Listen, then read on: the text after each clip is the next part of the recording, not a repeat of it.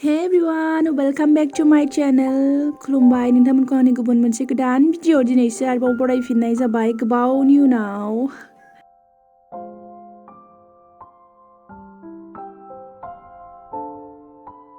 आयौ मासि मोजां आयौ आयौ आयौ। नैलाय बे मालाया मालाय भिडिअ खालामनायाव सिगां सिगां खारलांबाय थायो।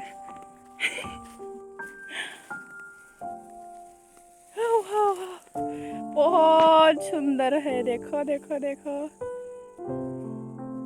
Oh my god। आयौ मासि मोजां।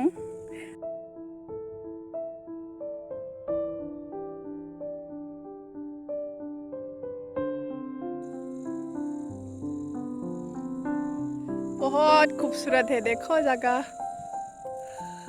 खासिबारिया नायलाय बेसे समायना।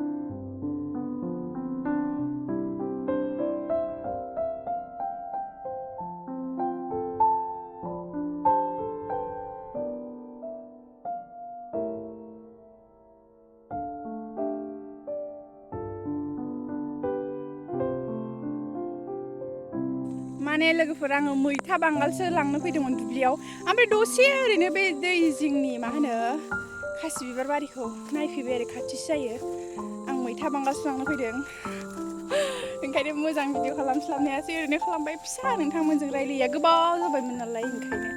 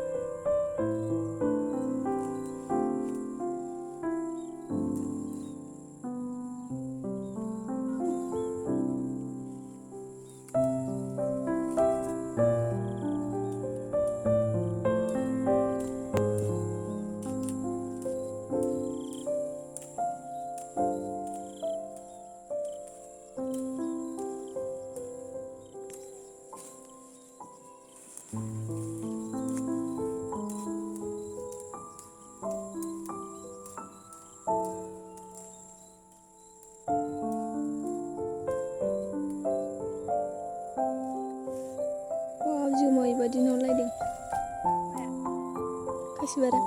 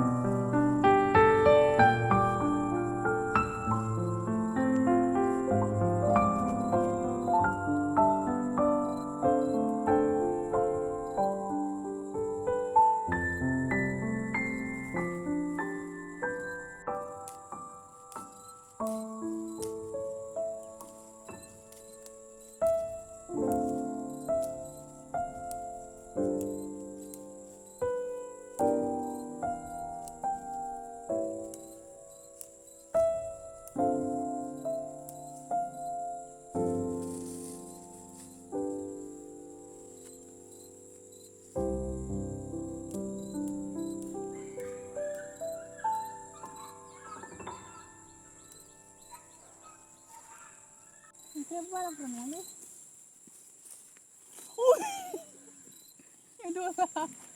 मा गाहाय जाखो सानलायदों आं जोंहानि मैथा बारिखौ नुबायना लोगोफ्रा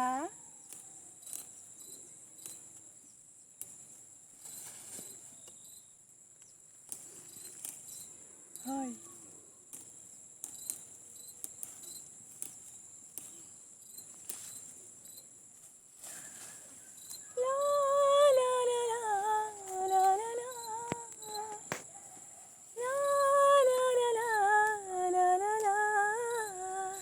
हारसिंनि मिउजिकबो होनानै लालायनांगौ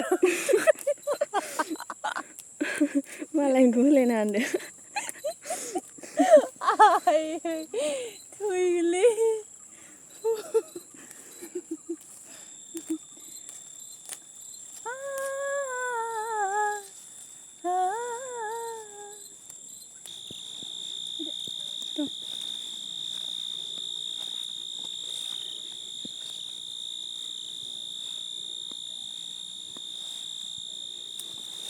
आयौ इमान हाग्रा बारि लिहर बाखोना माखालै